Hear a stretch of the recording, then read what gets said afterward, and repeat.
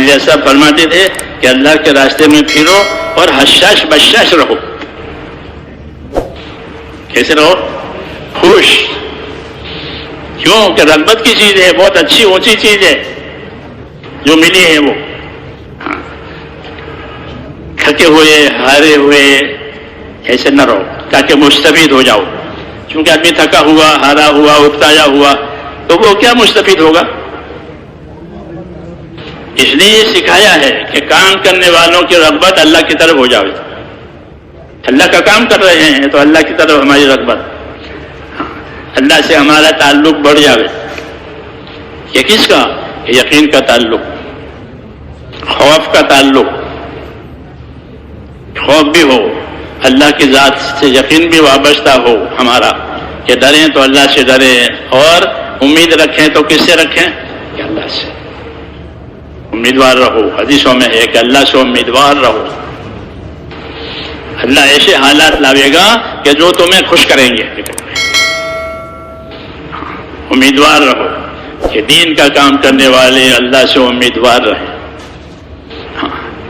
جی ہاں، تاکہ شیطان جو ہے انہیں نہ بچلاوے، ورنہ ان کو بچلاتا ہے مختلف قسم کے دھوکوں میں ڈال کر کے. مولانا اللہ صاحب فرماتے تھے کہ شیطان جس طرح گمراہ کرتا ہے اس طرح ایک افضل کام سے مبذول کام پر اتارتا ہے. ایک کام افضل ہے، بہت اونچا ہے، تو اس نے یہ کیا کہ اوپر سے نیچے اتار دیا. یہ تو نہیں کیا کہ ہٹا دیا، بہکا دیا، کہ نہیں اوپر سے نیچے اتار دیا. تو کوئی ملازم اپنے ترقی سے نیچے اترنا پسند کرتا ہے؟ کیوں بھائی؟ بلکہ چاہتا ہے کہ میری ترقی ہو. تو شیطان یہ کرتا ہے کہ اوپر سے نیچے اتارے، تو کہ یہ نہ ہو کہ اللہ تعالیٰ کی طرف ہماری رغبت بڑھے. اس لیے دعا مانگیے کہ اللہم اجعل رغبتی لے. آگے کہ وجل ہمتی و ہوائی فیما تحب و ترضا. یہ دوسری بات کہ میری ہمت کہتے ہیں پکے ارادے کو عربی میں. جی ہاں، ہمت پکا ارادہ، کہ ہمارے ارادے کس کام کے لیے ہو، کس کام کے ارادے کر رکھے ہیں، کیا ارادے پیدا ہوئے ہیں.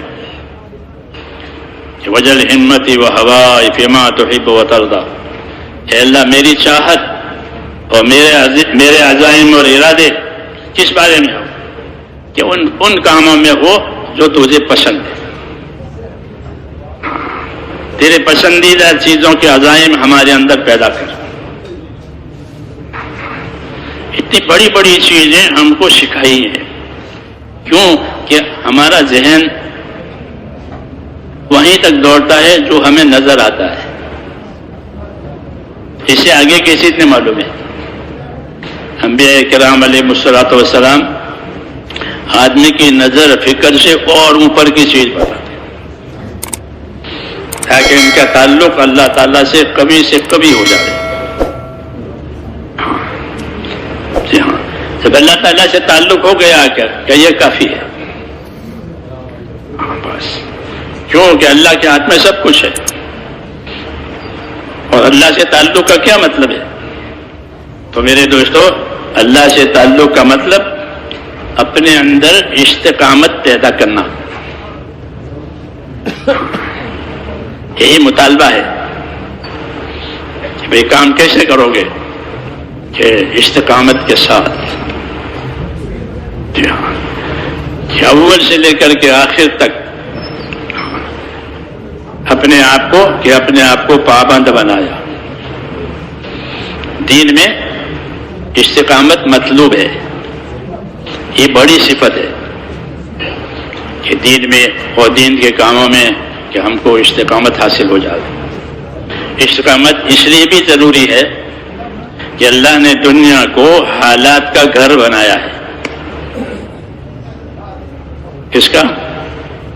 حالات. یہاں حالات آتے ہیں، اچھے حالات بھی آتے ہیں، ناگوار حالات بھی آتے ہیں. دونوں قسم کے حالات آتے ہیں. اندھیرا بھی ہوتا ہے، اجالا بھی ہوتا ہے. جی ہاں، تو دنیا کو حالات کا گھر بنایا ہے. تو جب حالات کا گھر بنایا ہے تو کیا ہونا چاہیے کہ ہم حال کے حساب سے نہیں چلیں گے بلکہ حکم کے حساب سے چلیں گے. یہ تقاضا استقامت کا کہ حال سے نہیں بلکہ حکم کے ساتھ چلیں گے کہ ہم حکموں والے ہیں. اس لیے کہا کہ وجل ہمتی و ہوائے فیما تحب و ترضا، میرا ہمت میرے ارادے ان کاموں سے وابستہ ہو جائیں کہ جس سے تو راضی ہوتا. تو اس سے نتیجہ نکلا میرے دوستو یہ کہ ہماری زندگی استقامت والی بنے، کہ ہم پابند ہو گئے اس کے کہ ہر وہ ادا جو اللہ تعالیٰ کو پسند ہے ہم اس کے پابند. صحابہ کرام کی زندگیوں میں استقامت کی مثالیں ملتی ہے، ان کی باتبانوں کی زندگی میں بھی استقامت کی مثال ملتی ہے. سید ابن مسیب رحمۃ اللہ علیہ فرماتا تابعین میں سے کہ 20 برس ہو گئے کبھی ایسا نہیں ہوا کہ میں اذان سے پہلے مسجد میں نہ پہنچا ہوں.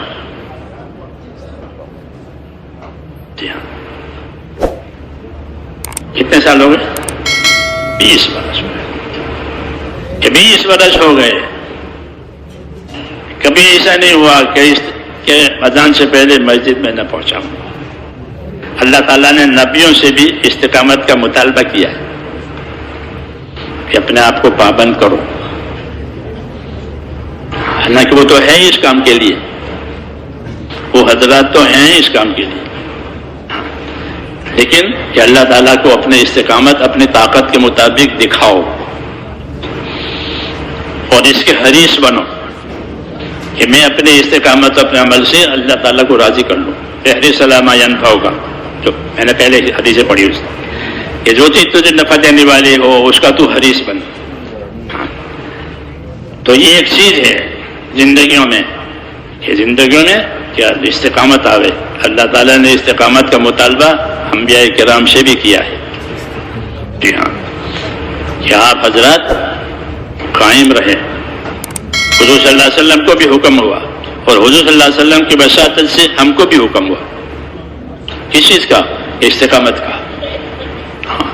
کہ فاستقم کما امرت ومن تاب معک، اے نبی جس بات کا آپ کو حکم دیا گیا ہے آپ اس کے پابند رہیے، اور جو لوگ آپ پر ایمان لائے ہیں کفر سے توبہ کر کر کے وہ بھی استقامت کے ساتھ رہیں. تو یہ مطالبہ نبی سے بھی ہوا، یہ مطالبہ نبی پر ایمان لانے والا بندوں سے بھی ہوا کہ وہ اپنی زندگیوں میں استقامت کے ساتھ چلیں.